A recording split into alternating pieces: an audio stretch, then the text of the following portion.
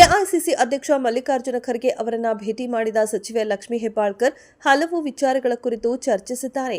ಇದೇ ವೇಳೆ ಕ್ಷೇತ್ರದ ಅಭಿವೃದ್ಧಿ ಕಾರ್ಯಗಳು, ಗ್ಯಾರಂಟಿ ಯೋಜನೆಗಳು, ಪ್ರಮುಖವಾಗಿ ಗೃಹಲಕ್ಷ್ಮಿ ವಿಚಾರ ಸೇರಿದಂತೆ ಹಲವು ವಿಚಾರಗಳ ಬಗ್ಗೆ ಚರ್ಚಿಸಿರುವುದಾಗಿ ಹೇಳಿದ್ದಾರೆ. ಈ ಸಂದರ್ಭದಲ್ಲಿ ಕಳೆದ 2 ತಿಂಗಳಿಂದ ಗೃಹಲಕ್ಷ್ಮಿ ಯೋಜನೆ ಹಣ ಫಲಾನುಭವಿಗಳಿಗೆ ನೀಡಿಲ್ಲ ಎಂಬ ಪ್ರಶ್ನೆಗೆ ಪ್ರತಿಕ್ರಿಯಿಸಿದ ಅವರು, ಸದ್ಯದಲ್ಲೇ ಮಹಿಳೆಯರ ಖಾತೆಗೆ ಗೃಹಲಕ್ಷ್ಮಿ ಯೋಜನೆಯ ಹಣ ತಲುಪಲಿದೆ ಎಂದು ಲಕ್ಷ್ಮೀ ಹೆಬ್ಬಾಳ್ಕರ್ ಹೇಳಿದ್ದಾರೆ. ಸರ್ಕಾರದ ಯೋಜನೆಗಳ ಸಮರ್ಪಕ ಅನುಷ್ಠಾನ, ಜಿಲ್ಲೆಯ ಅಭಿವೃದ್ಧಿ ಕಾರ್ಯ ಜಿಲ್ಲಾಧಿಕಾರಿ, ಜಿಲ್ಲಾ ಪೊಲೀಸ್ ವರಿಷ್ಠಾಧಿಕಾರಿ ಹಾಗೂ ಜಿಲ್ಲಾ ಪಂಚಾಯಿತಿ ಮುಖ್ಯ ಕಾರ್ಯನಿರ್ವಾಹಕ ಅಧಿಕಾರಿಗಳ ಜವಾಬ್ದಾರಿ. ಈ ಮೂವರು ಅಧಿಕಾರಿಗಳು ಯಾವುದೇ ಅಹಂ ಬಿಟ್ಟು ಜಿಲ್ಲಾ ಉಸ್ತುವಾರಿ ಮಂತ್ರಿ ಮತ್ತು ಕಾರ್ಯದರ್ಶಿಗಳ ಜೊತೆಗೆ ಸಮನ್ವಯದೊಂದಿಗೆ ಕೆಲಸ ನಿರ್ವಹಿಸಬೇಕು ಎಂದು ಮುಖ್ಯಮಂತ್ರಿ ಸಿದ್ದರಾಮಯ್ಯ ತಾಕೀತು ಮಾಡಿದ್ದಾರೆ.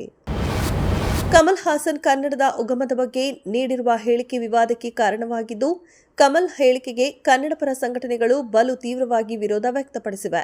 ಕಮಲ್ ನಟನೆಯ ಥಗ್ ಲೈಫ್ ಸಿನಿಮಾ ಬಿಡುಗಡೆಗೆ ಸಂಘಟನೆಗಳು ವಿರೋಧ ವ್ಯಕ್ತಪಡಿಸಿವೆ.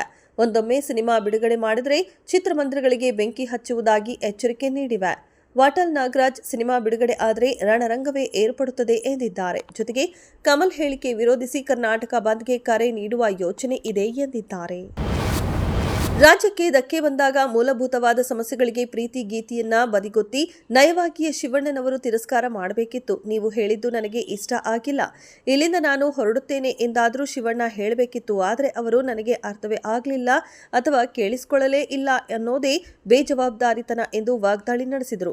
ಎಲ್ಲೋ ಒಂದು ಕಡೆ ಕ್ರಮವನ್ನ ತೆಗೆದುಕೊಳ್ಳುವಾಗ ಯಾರೆಲ್ಲ ಶಿವಣ್ಣ ರೀತಿ ಅವರ ಪರವಾಗಿಯೇ ಇದ್ದಾರೆ, ಅವರೆಲ್ಲರೂ ನನ್ನ ದೃಷ್ಟಿಯಲ್ಲಿ ನಾಡದ್ರೋಹಿಗಳು ಎಂದು ಮುಖ್ಯಮಂತ್ರಿ ಚಂದ್ರು ಆಕ್ರೋಶ ಹೊರಹಾಕಿದ್ದಾರೆ.